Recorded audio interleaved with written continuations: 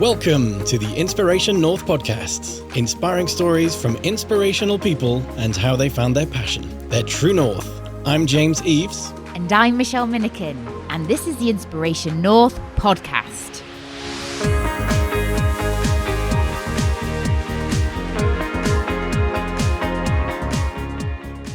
Today's episode, inspiring people to get healthy and change their lives with Rachel McGuinness.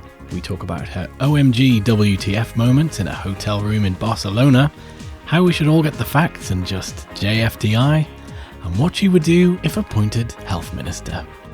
Rachel is a workplace wellbeing expert. Up until 2004, she worked in marketing and events in the telecoms industry. Since then, she's been helping business people to get healthy and reclaim their energy so they can get back on their game in a more sustainable way. In the year 2000, she realised that her busy corporate life had caused her to become so unhealthy that she was heading for burnout and some serious health issues. She decided to completely change how she lived her life. She got into a proper sleep routine, adopted a cleaner approach to eating, got a handle on her stress levels and added regular exercise to her daily habits. Now she is just over 44 pounds lighter and 4 dress sizes smaller. She's trained in cognitive behaviour therapy for insomnia, mental health first aid, nutrition, personal fitness training, stress management, neuro-linguistic programming and hypnotherapy. Rachel works all over the UK and Europe, predominantly working with forward-thinking businesses in the technology, health and travel sectors who understand the benefits of looking after the mental and physical well-being of their employees. Now, Rachel, did you know what you wanted to be when you grew up? No. It's a very simple, short answer. I think initially I wanted to do something with languages because I love languages and I was pretty good at them. And then when I was thinking about sort of making my career choices, there was a recession in the late 70s because I am that old. And I remember going to the careers office and saying, well, I want to do French and German. And they were going, well, really, the only option for you is to teach. And I thought, I don't want to teach. So I thought, OK, what can I do? What do I like doing that would let me sort of have a career abroad? So I thought, OK, I could do something with cooking. So I ended up actually going to catering college and getting a qualification in hospitality management and then going abroad to work. And then I had an idea that I wanted to go and work for the Foreign Office, and I applied and they just took ages to reply, and during that time I ended up working in Switzerland and Israel, and then I decided that I wanted to go and work for an airline so that I could just travel around the world free of charge. So I applied to British Airways, but they rejected me. So I ended up working for the Scandinavian airline at their flight kitchen at Heathrow. But I've kind of always been interested in sort of doing things with, say, hospitality or events. So I spent a long time in event management and then got very burnt out, practically destroyed my health.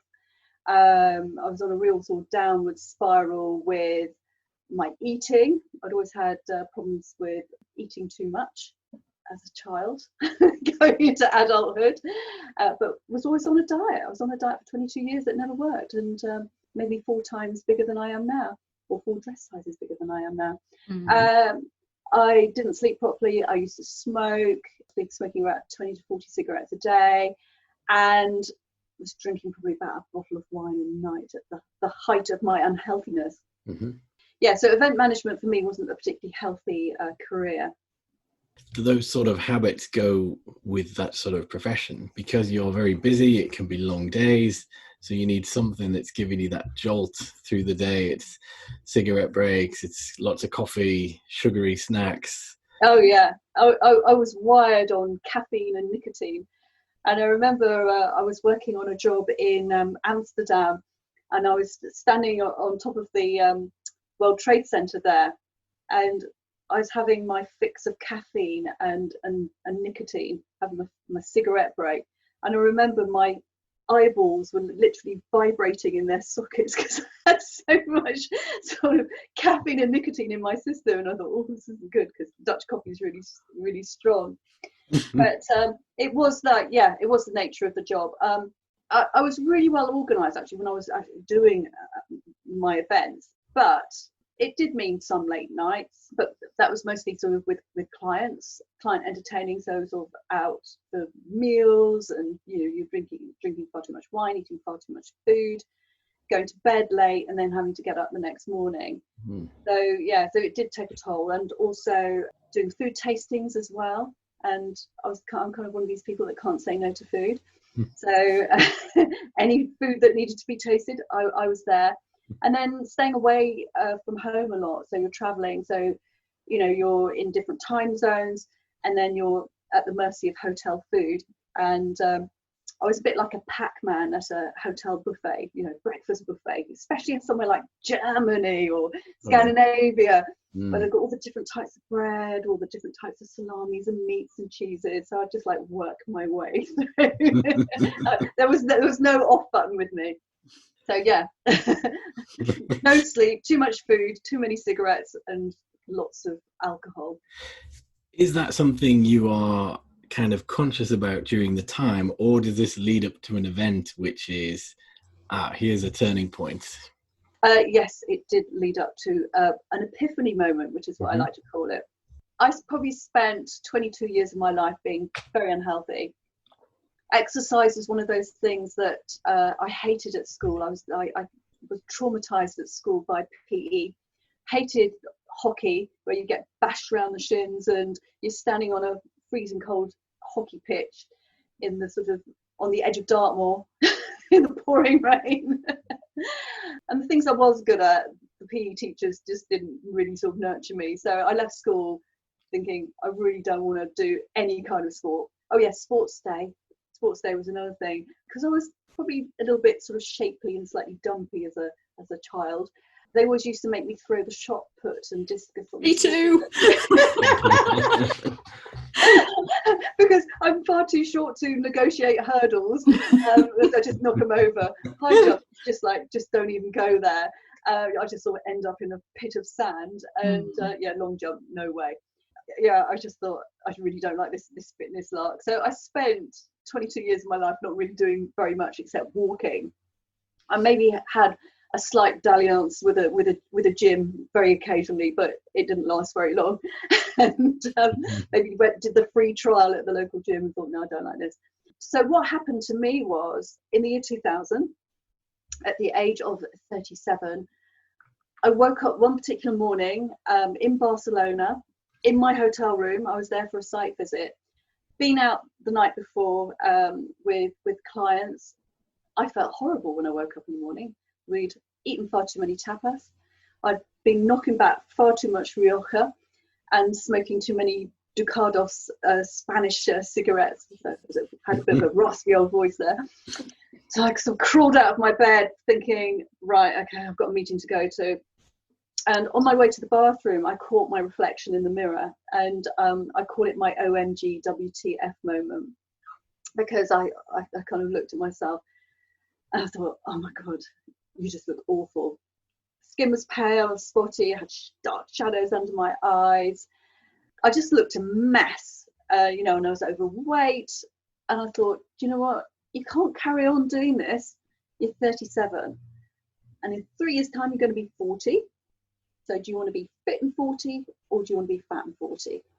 So I kind of gave myself a bit of a talking to, because I'd sort of probably reached the depths of the lowest of the low that I could get. And also I was thinking about the health of my family. My mum had a heart attack at the age of 65 and had then been diagnosed with a form of leukemia. My dad was on blood pressure tablets, and so was my brother. And on my dad's side of the family, there was a sort of a bias towards obesity, and I could put on weight quite fast, or I could lose it quite fast, but it was that whole maintaining it.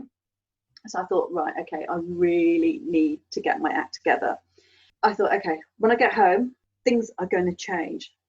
So when I got back from my trip, I stopped dieting, because I've been on every diet for 22 years. Just didn't work, like eating cabbage soup or hard-boiled eggs or Weight Watchers. Actually, Weight Watchers made me quite fat because I got a Twix addiction from that. So I discovered I could eat chocolate, and I didn't normally eat chocolate. I thought, okay, let's just do healthy eating. And I'd had this book for a long time. It was called The Detox Diet, but it wasn't really about the detoxing that we know nowadays. It was just about eating really good, healthy food, and you just followed it for 30 days. I thought, okay, 30 days out of my life, that's it. And then I thought, okay, my then husband was a chef, and he got a job as a chef just by sheer fluke at a local posh gym, which meant that I could have like a really cheap membership. I thought, okay, I'll join the gym, but what I'll do is I'll get a personal trainer, because I have no clue whatsoever about how to operate any of the equipment. And I did prove that I was a bit of a danger to myself and others, because I did that typical Bridget Jones thing where you're on a treadmill, you put it on too fast and you fly off the end.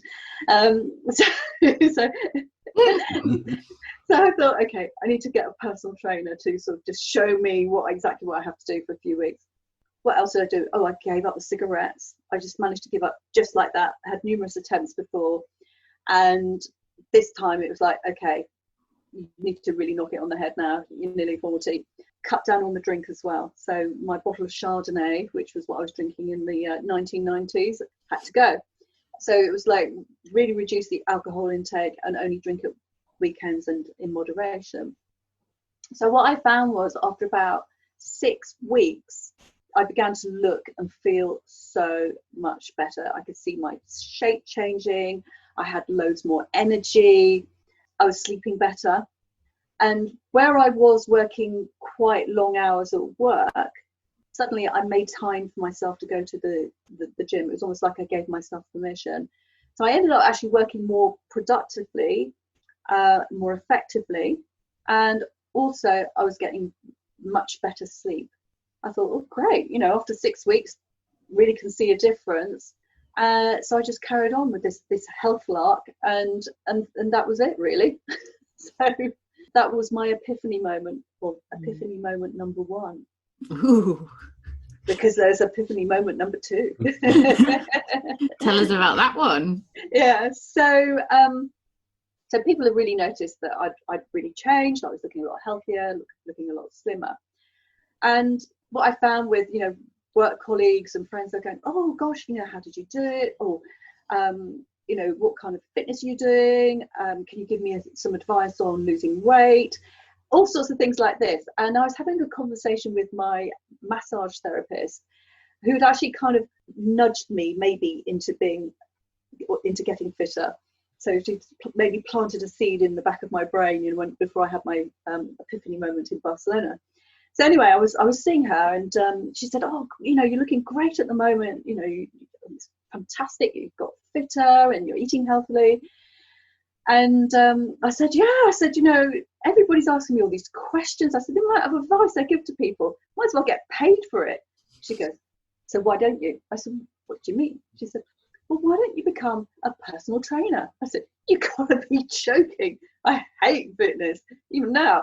And she goes, no, you'd be great for people who are exactly like you were. So you'd be like really motivational, a great role model for them. And she said, you love cooking and you love food, so maybe do something on the nutrition side of things, and maybe do something with coaching. And I was going, do you know what, I think you have a point there. And so I thought, okay. So I went home and I started to look up courses, and I was thinking, actually this stuff really appeals to me. Within a couple of weeks, I found 3 courses that I wanted to do, and I could still carry on doing my full-time job in event management. And so there was a personal training course, a nutrition course, which was the link to personal training, and also coaching. And during my holidays at work, I was doing all these courses. So I was taking time off and having to lie about what I was doing, because I didn't want to tell anybody until I'd actually done it all. So I didn't want to tell them that I was spending sort of 2 blocks of 2 weeks plus, other sort of snippets of time doing personal training, because, they would have thought, what's she doing that for? The coaching was at weekends. So it was great. So I was completely undetected, under the radar, doing all this stuff in the background and nobody knew. So that was kind of between February to December in the year 2000. In the January 2001, I thought, okay, right, it's now time to jack my job in. So I went and handed in my notice, and they went, oh, so what are you doing? You know, starting up your own event company or, you know, event management company? I said, no, starting up my own health business. Oh, what, being a beautician? And I said, no, I'm actually a qualified personal trainer, a nutritional advisor, and a qualified coach. But when did you do all that? During the holidays. And they went, but you kind of, and I was like, I did. So I said goodbye to my corporate career, where I was traveling all around Europe and maybe going to the States a few times, and started my own business. I had a goal to get 10 personal training clients on board by the September. So I gave myself, 9 months to do it, and it's great. I did it, and I loved doing it. So I've been in business now for 16 years. So and loved every minute of it. It's all changed over the years, but it's been great. That's wonderful, isn't it? It is. It's brilliant. So going back to those really early days, how did you just start? So you're clearly somebody that's makes a decision and just gets it done. It's like, I've decided now this I'm going to change my life, and you do it. And then I've decided now that I'm going to make money from all of the advice I'm giving to people, and then you just do it. So what do you think was in you to just to achieve that goal as well? It's quite funny, because I see a lot of my dad in me, and I've kind of observed what he's like, and he will make a decision, and it's like, okay, I've made that decision, I'm just going to do it. And that is exactly the same with me, that I'll get all the facts, and there's no messing around, and it's just JFDI. So I'm quite sort of happy with that, and then running with that. Well, having done the personal fitness training course, they sort of gave you advice on how to market yourself. But fortunately, because I've been in events, I'd come from a marketing background, so that really helped me in great stead for sort of starting my business. So whereas a lot of all the other people on my fitness course or personal training course were, sports people, they're being like the champion, the county champion of netball or athletics or something like that. They had no business acumen. So with me, I wasn't the fittest on the course, but I knew how to market myself. So for me to build my own website, to get some leaflets out there, because it was pre-social media. I would say pre-internet, but there was no Facebook or I think LinkedIn may have been around, but people didn't use LinkedIn in those days. There's no Twitter or anything like that. So you really had to promote yourself through various organizations. There's an organization that promotes personal trainers. It's like a personal trainers directory. So I was on that, and that's how people found me. You just Google personal trainers and this organization comes up. And then, just putting ads in the local paper. And I was actually ahead of the curve with outdoor workouts. I'd seen somebody in London doing them, and I think she was probably one of the first ones. So I was doing them in my local town in Berkshire. So I was doing those, and then I qualified as a Pilates teacher. So I was advertising in the local village hall. But it was great. So I had a good sort of network of clients, and it was fantastic. So I was always busy, and I appealed to a certain type of person. So somebody who was in corporate, who had gone through exactly the same things that I'd gone through, and traveled a lot, or maybe didn't have time to look after themselves, and they needed to be told how to be healthy. Most of it's just common sense, but sometimes we need to be told. So what kind of foods to eat, what kind of exercise to do, and lots of the other health tips. But one thing I did find actually on the eating side of things was that sometimes you could tell people what to do, but they wouldn't do it. So that's when I got into doing neuro-linguistic programming. So I became a master practitioner in that. And so that was great, because I was able to sort of, I would say, mess with their minds a little bit. But it was just sort of reframing things a little bit. I call it fast track psychology for self-improvement. But it was just kind of getting into their psyche a bit and finding out what were the blocks, what was stopping them from eating a healthy diet or wanting to lose weight. So that really helped me a lot with my success rate. Mm. And also motivating people to do fitness when I wasn't there. So if I only saw them like once a week and they said, okay, yeah, I'll do 2 or 3 workouts this week, and then you've discovered they hadn't done them, then it's like, well, what's stopping you? So we had to kind of work on the psyche a little bit. Yeah, it's interesting that people, we know what we need to do. We know how to eat a healthy diet. We know that we need exercise. We know we need to go to bed and sleep properly. It's almost, bonkers that we don't. So what's the what typical blocks do people have? I think some of it is when they change routine. So things like changing a job, change of circumstances, moving house, maybe coming back from a holiday, changing relationship status. It's that all those different things that kind of just knock you out a little bit and knock you out of what your routine is. So I think the whole thing about keeping fit and healthy is having structure to your day, and maybe it is doing things at the same time every day. So I'm rubbish at exercising in the evening, except if I go out for a walk. So I have to get my exercise done first thing in the morning, because else I won't do it, even though I'm a qualified personal fitness trainer and Pilates teacher. I want to get my fitness over and done with. And then planning your meals and thinking about what you want to cook and what you want to eat and what you want to cook over the following week, and just allowing yourself to have treats at weekends. So I'm all for treats. I love food, I love cooking, as I've mentioned before, but I can't eat treats all the time. So it's like, well, those are just reserved for weekends. So I've managed to kind of get that psychology around food, that I can have what I want, but I can't have it all the time. So I think it some of it comes down to organisation and having sort of structure as to what you're going to do when. So having said that, I go through periods of doing meditation, and I know it's so good for me, but I was thinking, well, the pandemic's been pretty stressful. I need to do my meditation, but I haven't done it. So, it's one of those things that it's 10 minutes. I should make sure I fit it in, but at least I'm fitting in my fitness, and I'm doing my 10,000 steps a day. I'm eating a healthy diet, and I'm making sure I go to bed on time. So I'm getting my 8-hour, or creating an 8-hour window for my sleep, and making sure I'm getting enough good quality sleep. So sometimes you can't do everything. So it's just one of those things that it will come back, but I'm not going to beat myself up about it.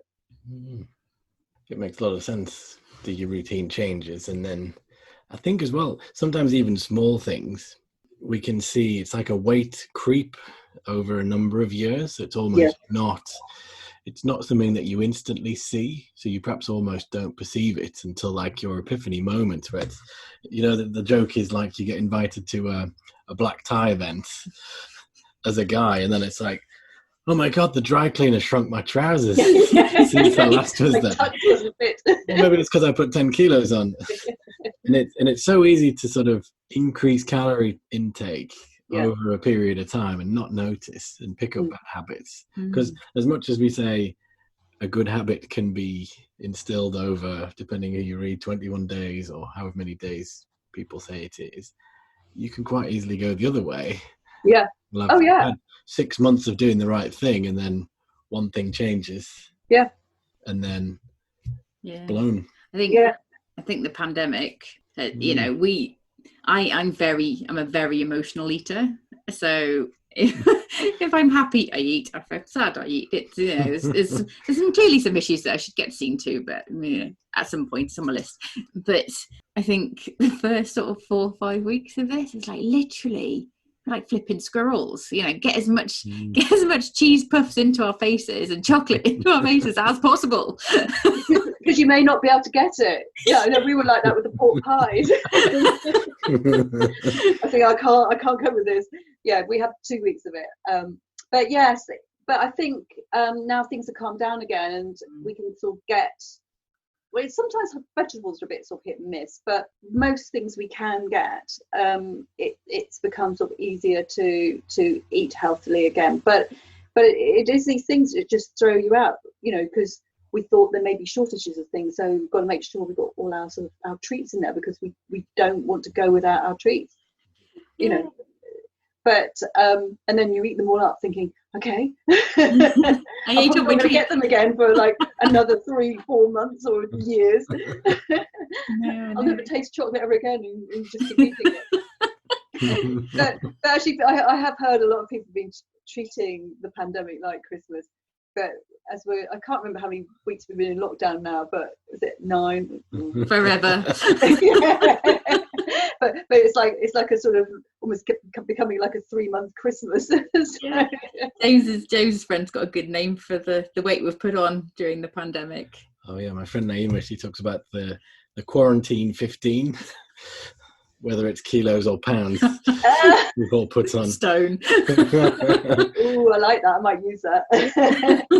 But yeah, I mean, fortunately now the weather's getting better. It's easier to keep fitter, but it is just being mindful about how much you are eating and how it affects you. And you know, whereas you know a lot of us are doing Zoom calls and no one knows what's on the bottom half, so it could be my stretchy elasticated trousers. The comfy ones, pajama bottoms. Yeah, exactly.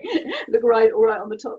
But so I think it is that whole thing, just checking in and being accountable, actually. So one of the things that I do is I write a journal every night. Part of it is a gratitude journal, so 3 things that I'm grateful for that have happened during the day, because our worlds have sort of shrunk a little bit. And I think it's a really healthy thing to go to sleep on a positive note, and doing that. And then I'll write how many steps I've done, because I've got a Fitbit, and we're doing a Fitbit challenge, or we're doing a walking challenge at the moment to do 300,000 steps during the month of May. And so I'm on target with that. And then I write a food diary as well, and also keeping track of how much water I'm drinking. So it's just keeping me focused on what I'm eating during the day. So Monday breakfast to Friday lunchtime, I sort of keep on it. Friday evening through to Sunday evening, relax the rules and enjoy. So those are my little sort of ways that I get through and become accountable. And if I've been eating sort of or snacking in between meals, I know it's not good for me, because I'll feel it. If I eat too much bread, I'll feel it. So I just have to be really careful and sort of monitor what I'm doing. Yeah, that's great. So so you work a lot with organisations now, don't you? So how do you help organisations? So I'm working with what I call forward-thinking organisations. So ones that recognise that having happier and healthier employees means they're going to be more productive and engaged at work. So pre-pandemic, I was doing a lot of face-to-face work. So I'd go in and do talks and workshops on sleep, healthy eating, fitness, resilience, mental health. And then I'll do consultations with the staff. So we'll do health consultations or sleep consultations. So if there are health consultations, we have the option of going on my metabolic scales that came out with a whole load of different stats, which, as well as doing weight, they told you your fat percentage, how much your muscle weighed, so we could sort of see if they had they had enough muscle in their body, or healthy ratio of muscle in their body, their bone density, metabolic age, visceral fat, and I think that's it. So visceral fat and metabolic age is what people want to find out about. So visceral fat is the fat on the inside that surrounds your organs. So if that's above a reading of 12, it just means that you're at a higher risk of type 2 diabetes, some forms of cancer and heart disease. And then metabolic age is your age on the inside, and people want to know how old they are on the inside. And then what we'll do is we'll sort of discuss all the metrics and how they can improve them.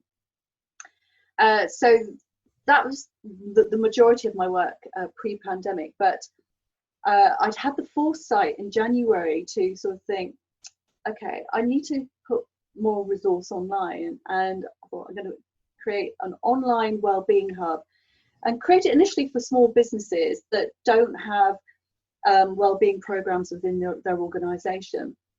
And I think a lot of the smaller businesses were cottoning on to the fact that actually mental health in the workplace is really important, and looking after the mental health of their staff.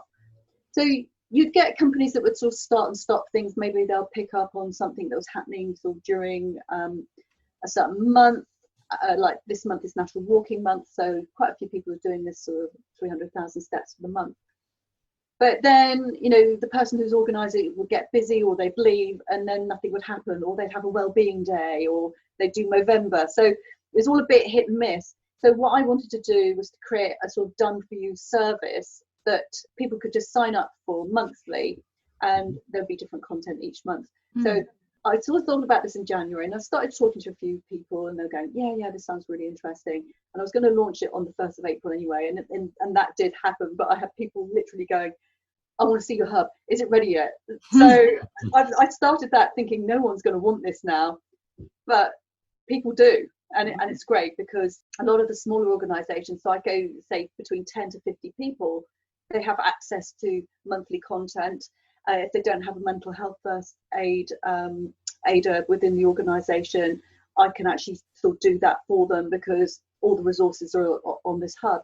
So it's been great, and it's given me lots of sort of flexibility to do collaborative work with all sorts of different people as well. So, for example, we were sitting out on our balcony of our flat and socially distancing from the neighbours that we hadn't met. And it turns out he's a personal trainer and she's a chiropractor.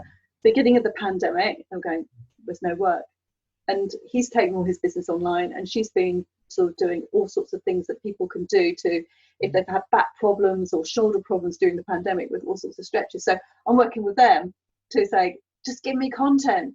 So it's just great that I've just created this project, if you like, and people are signing up for it. And so it's great. I really, really sort of love doing that. And then something else I became involved with that was a chance meeting of somebody, and she said, oh, you know, how long have you been in health? And I said, oh, about 16 years now. She said, oh, what did you do before then? I said, I used to work in event management. She goes, oh, I need to introduce you to my friend Helen. And she runs an organisation called Eventwell, and it's the voice of mental health and wellbeing for the events industry. So I went, oh, okay. So I ended up talking to this woman on a Zoom call, and she goes, oh, she said, I've been doing this for 3 years, and I'm just about to create a board of directors. I want trustees for Eventwell, so we can get the word out there and just make the organisation, you know, a lot leaner, and, you know, really promote what we're doing. So she said, you know, would you like to apply? So I said, yeah, okay. So I did. So I'm now head of education for Eventwell as a sort of non-exec director role. So it's great that, you know, with what I'm doing, I can apply it to sort of different things. Yeah. So I'm quite busy at the moment. It's great. We're lucky to be able to squeeze in your very busy schedule. That's awesome. That's awesome. So that's within a corporate setting. So just as when you started your business, does that mean you also work with individuals? Yes, I do. So I'll do health coaching with people. I prefer to actually do like a half day with people, and they can come to my house, but can't do that at the moment. So it would have to be via Zoom. We'll go through talking about their sleep, the stress levels, their eating habits, fitness, you know, everything to do with their health, so that they can sort of go away with a plan to implement, and then they can follow up with accountability afterwards. I also do, or I was doing, healthy cooking lessons as well for a half a day. I've had to put that on hold at the moment because, well, I suppose I could do it by Zoom, but I'm trying it. All this lovely food that I've made that I'm going to eat because you're not here. Does it taste good? Can't tell. Yeah. Cooking by Zoom. Yeah, actually, I'll work on that one. And actually, also individuals can join my hub as well. So it's like really, really low cost rate. It's like a $5 a month. So it's like, it's nothing really. So it's just really to just help people improve, or well, inspire them to get healthy, really, and change their lives like I have. That's fantastic. You're very inspirational, Rachel. I love it. I try to be.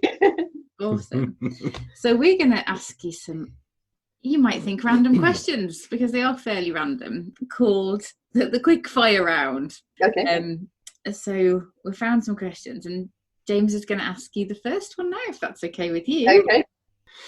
Question number 1. So you are appointed health minister for the government. What is your first mission in office? Ooh, good question. Well, I feel that I'd actually probably do a better job than they're doing at the moment. And actually, I did have a little bit of a thing with government back in 2013. It was a chance meeting with an MP that then rolled on to me going to the Conservative Party conference in Manchester in 2013, which is very bizarre. And I was just basically having a go at MPs about their own health and wellness and how can they inspire a nation to get fit and healthy if they're not fit and healthy themselves. Mm-hmm. And actually, I have got a bit of a rude story. Choose if you keep this one in or not. So I did ask this one MP, who I think I might name, a guy called Andrew Bridgen, who I think is MP somewhere in Lincolnshire or Leicestershire. And so I was asking him about his fitness and how often he kept fit and what kind of activities he did. And he actually did ask me whether sex counted. And I said, well, it depends how long you can keep it up for. Which all his little sort of lackeys around him were like going, Well, he started it. Exactly. Opened the door to that question. Yeah, exactly. Bless him. So as well as getting the nation fit, I want to get MPs fit because they need to set an example. Because, but it's quite good that Boris has recognised his own health failings in the past few weeks since, he nearly died from coronavirus because he was in the at-risk category because he's quite overweight. So it's going to be interesting to see what he does. But I think with me, definitely tackling obesity, getting people fitter. A lot of people don't do their 5 times 30 minutes of exercise per week. Making sure people sleep properly as well. So sleep is one of my big subjects. So I'm very passionate about sleep. And actually it's the thing that I speak about most when I'm going into organisations, because everybody wants to know about sleep and they're very interested in it. So I actually think number 1 will be sleep, then healthy diet and fitness, and of course looking after mental health. Yeah. But actually, if you're sleeping well and you're eating healthily and you're keeping fit, that really does help with mental health. Mm-hmm. Yeah. Good. I think last time we talked, you told us to have a look at what kind of sleepers we are. So I think I'm a dolphin. Oh, that's right. Yes. It's I can't remember the name of the book. I've got it somewhere on my bookshelf. I can't see what. I can see it, but I can't read it. But there is sort of different animals that you are associated with the way you sleep. Yeah, it's funny. Okay. So question number 2 is, what is something common today that humans will be embarrassed about doing in 50 years? Going to McDonald's. Well,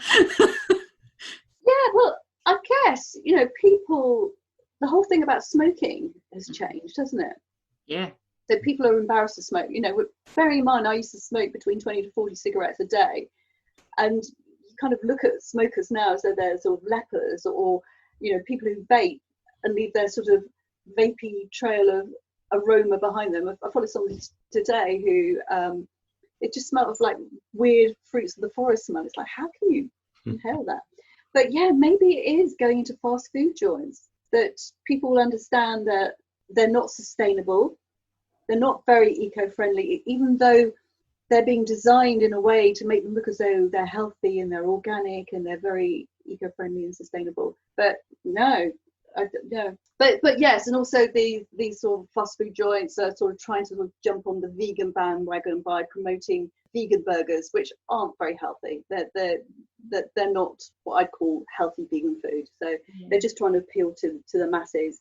What else are you going to be embarrassed about? Good question. I can't think of that one. So I think fast food maybe. Mm-hmm. Yeah. So question number 3, what is the most recent life lesson you have learned? Ooh, another good question. I think with just sort of during the whole coronavirus pandemic is to remain optimistic and realistic. And throughout, I'm trying to sort of think about what the new normal will look like, our new reality. Mm-hmm. So as things sort of lock down, you know, it's like, well, okay, how are we going to cope with our health and things like that, and how are we going to stay safe? And then you're looking at sort of how the workplace will change, that, and you know, they're trying to sort of open up the economy again, but people aren't going to go back to work. They're not going to want to go in an office and travel on public transport. Mm-hmm. So I'm quite happy still working from home and doing things remotely. So I think for me, it's kind of being a forward thinker all the time. And I'm sort of helping my partner in his business sort of go, well, you need to think about this, or you need to think about that, and how's this going to pan out if we do such and such, or that doesn't happen. So yeah, it's all about kind of being very optimistic, forward thinking, because at the moment there's this underlying thing with the news going, we're going to have the worst recession for 300 years. Oh. And it's like, why are they doing that? And soon we'll have like a logo for the new recession, or what they decide to call, you know, there'll be a name for it, it'll have a brand. And this just really irritates me, because then that's where people lose confidence in the, you know, in the money markets. And yes, we have a recession, but actually it's still possible to have a thriving industry in times of recession. So I think it's that whole thing about remaining optimistic and realistic, but not kind of going into that downward spiral of we're all doomed. Yeah. And I think good things also are coming out of this, that we've had time to kind of almost push the reset button. Yes. and reevaluate our lives and what we do. So from that point of view, I think it's a really great thing. And you know, some people said it's like some Mother Nature's way of saying she's had enough. You know, we were going on about problem with pollution and animals becoming extinct and things like that. And it's almost like nature's had a chance to sort of just breathe new life into itself again and heal. I know it sounds a bit woo-woo, but it's been great. And I've learned to love the silence, the quietness. I live in a small town, and there's always been loads of traffic around, and it's just been so quiet. And even though I love air travel, there aren't many planes around. We actually said this morning. Yeah. We live next to the Newcastle airport, and oh really? We normally see them landing or taking off depending which way they go. Yeah. And it's weird. It's like quite, you know, if there's a plane now, it's like, oh, it's a plane, but it's not. I know. They're all military planes or commercial. You know, they're not like passenger planes. It's really nice. I know. I get my little Flight Radar 24 app out, and I go, oh, where's that plane from? Where are you going? Yeah, because we're sort of not far from Heathrow, but not far from Luton either. So so we're kind of right underneath all the flight paths. But yeah, so I've been quite happy during sort of this pandemic, because I've been very busy, but I've sort of learned a lot about myself, and I think the optimism is the thing that has really kept me going through it. Awesome, that's great. Thank you very much for that answer. That's a good one. So if we could get a time machine organised and send you back to have a glass of Chardonnay with your 18-year-old self, what advice would you give to her? Yeah, don't waste 20 years being miserable with yourself, and just JFDI, just get fit and healthy. I just like, why did I have a block for 30 up until the age of 37? I mean, it's just totally ridiculous. I wish that I'd been healthier from that age onwards, because it would have saved me a lot of grief, a lot of angst, a lot of sort of self-hatred of myself. I'm feeling very unconfident as well. So I just feel in the last, I can't believe it's like 20 years since I had that epiphany moment, that I've just felt so much more at peace with myself, happier with my shape, and just enjoying life a lot more. So yeah, it's just get fit and healthy. Just do it. That's what I'd say to my 18-year-old self and smack her around the head. Just think of the cigarette, the money you put in, would have saved that. I know, it's just ridiculous. Bottles of Chardonnay and cigarettes. Yeah. There we go. Awesome. So if that's of interest to our listeners, what's the best way to find you? Okay, so my website is wakeupwithzest.com. Mm-hmm. You can find me on LinkedIn. It's Rachel McGuinness. Twitter and Instagram at wakeupwithzest. I've got a Facebook page, but I don't really do much with it. So if you like the Facebook page, you won't really get much from me. So the best way to link up with me is via LinkedIn or follow me on Instagram. I am a bit sporadic with my posting, but it depends what I'm doing. But the website is amazing. Awesome. Well, thank you ever so much for taking the time out of your very busy schedule to talk to us today. You're very welcome. Thank you very much. Thanks everyone for listening. Check out all the show notes at inspirationnorth.com. Join us again for the next episode when we'll be chatting to another inspirational person. If you like this, subscribe and tell your friends. If you didn't like this, subscribe anyway and tell everybody.